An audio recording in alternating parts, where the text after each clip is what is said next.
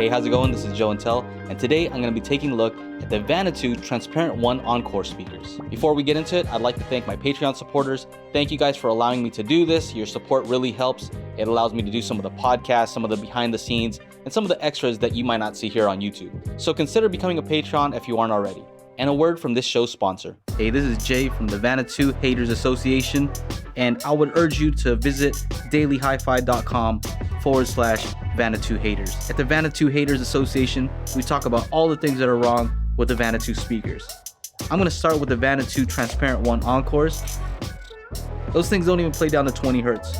How am I going to use those in my home theater? The auto on, it takes like 8 seconds. That's like a lifetime. The custom settings? Are you serious? Put the volume to low, the bass to middle, hold this button. I mean, you have to have like 3 hands in order to be able to do that. Plus, it doesn't come with that manual. You have to go on their website to download it. The sweet spot in a large room, it's not perfect. You know what I mean? I mean, near field, okay. Near field is cool. But when you have it in a big room, if you start moving around, you can break the center image. That's the kind of stuff we'll talk about at the Vanatoo Haters Association. Make sure to check it out. Link down here. All right, so back to the review of the Vanatoo Transparent 1 Encore speakers. These were sent to me by Vanatoo, free for review. Thank you to Rick and Gary over there at Vanatoo. These are some cool guys. I've said it before in other videos, and I really like the products that they make. I'm just gonna call them T1E for short for now. And I showed those at the show that I did. A lot of people were very impressed. I showed them on a desktop situation, which is where I think that they sound the best. Rick and Gary are the owners and the engineers at Vanatoo. These guys really love what they do, and it really shows in their work, in their product, even how they respond to customer service calls. I called them to ask them some technical questions about the Vanatoos, and they had no problem answering all of them because they were the engineers. They know everything about them. Let's get into the T1Es. The show sponsor already told you all the bad things about them, so let's just talk about all the good from now on. We're not just talking about ordinary speakers here. We're talking about speakers that are powered. They have a built-in DAC. They have Bluetooth capabilities. They have built-in DSP and so much more.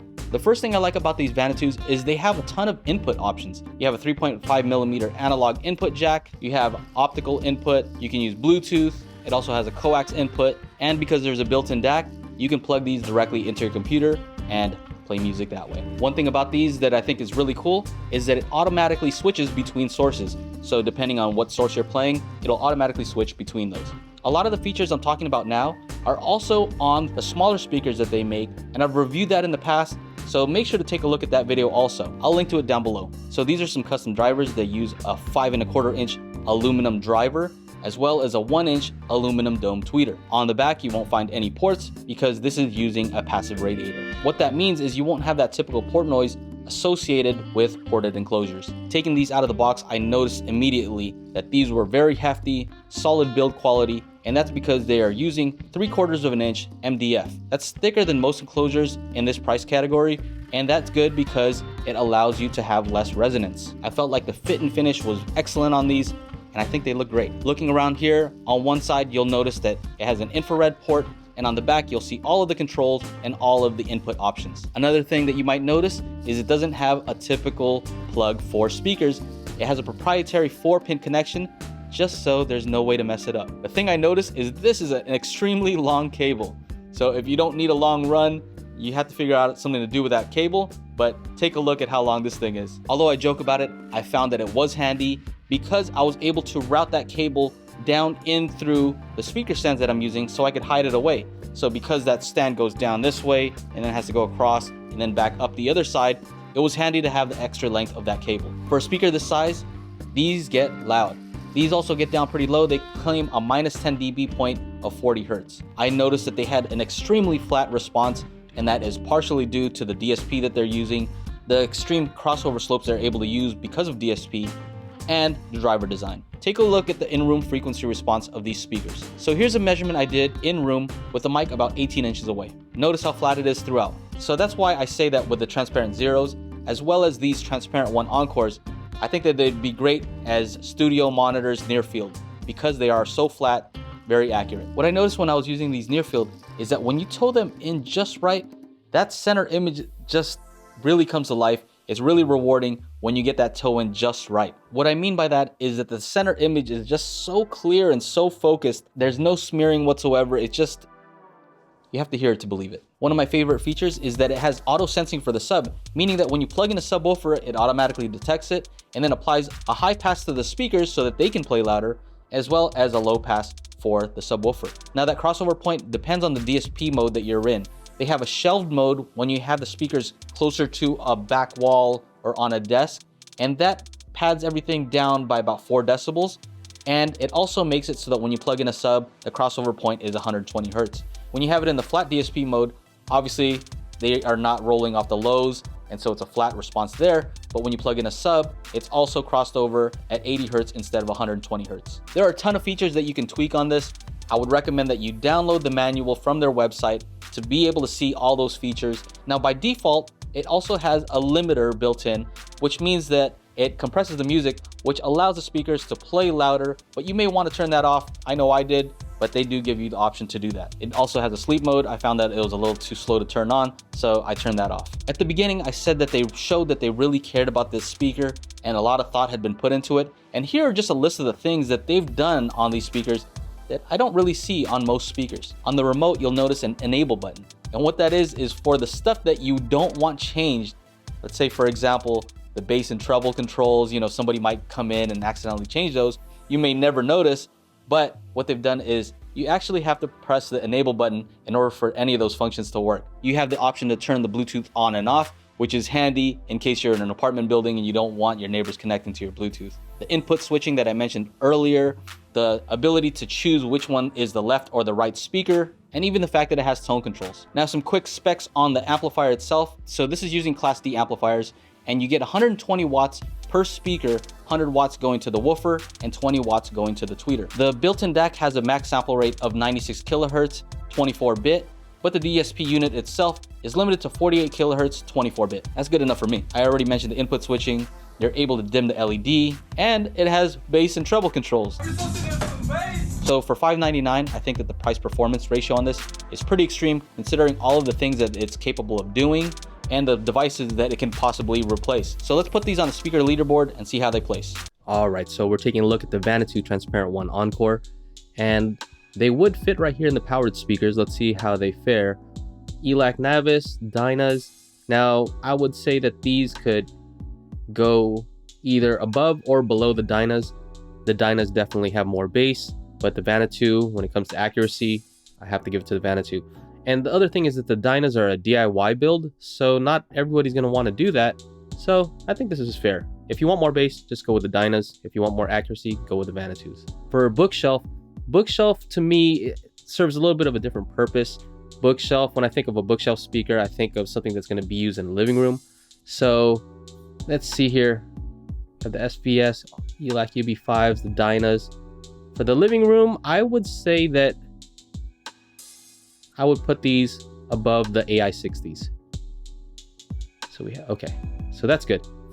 Now, best for desktop, I mean, that's easy. These are definitely on the top.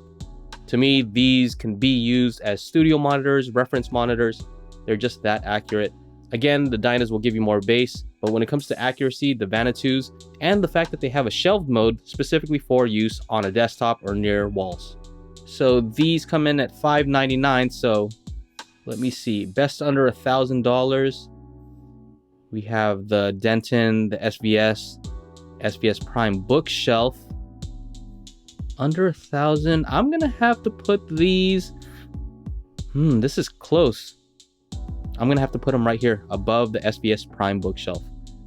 And last but not least, let's see how these fare overall. Overall here, we have the Denton 85th anniversary, the ELACs, the SVS Ultras, the UB5s, Wharfdale Crystal 4.3s, the Dynas, the Diamond 11.1s, and the Prime bookshelf. Overall, so this is overall regardless of price. And I would have to say, man, overall regardless of price. I know I put these above the Dynas on the previous one, and I could easily put it there. Let me just see here.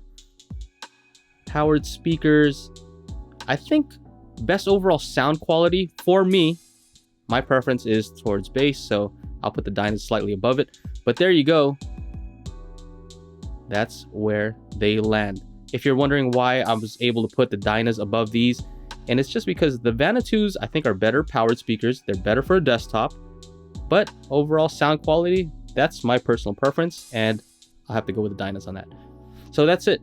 All right, so there you go. What do you think about where I placed the Vanatoos? Let me know in the comments below. At the end of this video, I'm gonna leave you with some sound clips, so stick around if you're interested in that. So overall, I would say that these are very much like the transparent Zeros, but just more of everything that's good. I think that these are extremely capable at a desk. Because it has both analog and digital inputs, I think that this would also be a good alternative to a sound bar if you're willing to have 2 speakers. I think that it would sound better than any sound bar that you can get in this price range. So that's it. That's my review of the Vanatoo Transparent 1 Encores.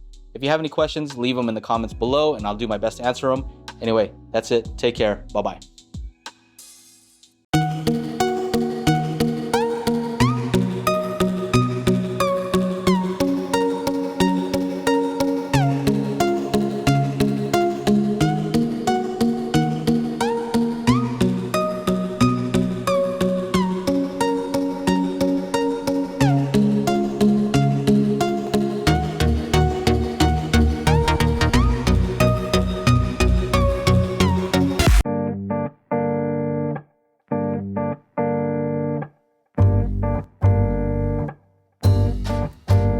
The shadow drew again.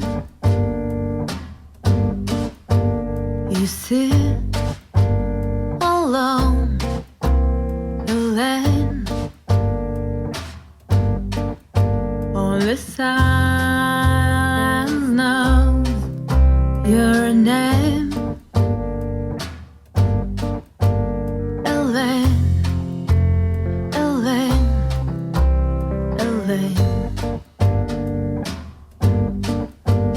Things round you are nice and plain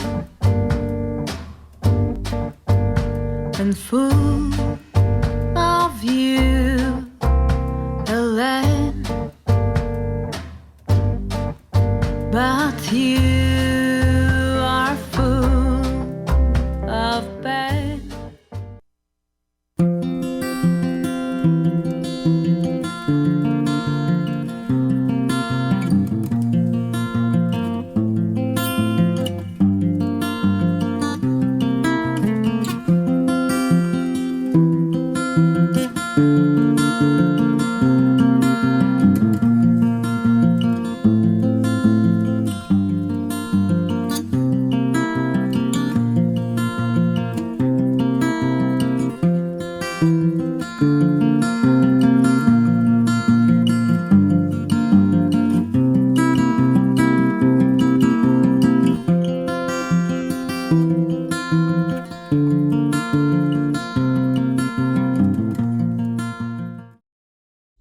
The other thing that I thought would be cool that I was disappointed with is I was hoping that these might have a built-in ultra short throw projector shooting light out of the back of them, but it didn't. So another strike for Vanatoo. I typically don't like to spend over $100 on a pair of speakers, so these at the price that they're at, no go for me. I expect my sweet spot to be like a couch length of the couch and like 3 rows, boom boom boom. I want it to sound perfect in all those situations. And last but not least, these guys, the owners Gary and Rick at Vanatoo, they're not the typical audiophile, so they don't really fit in. They're not snobby. They're putting out affordable products.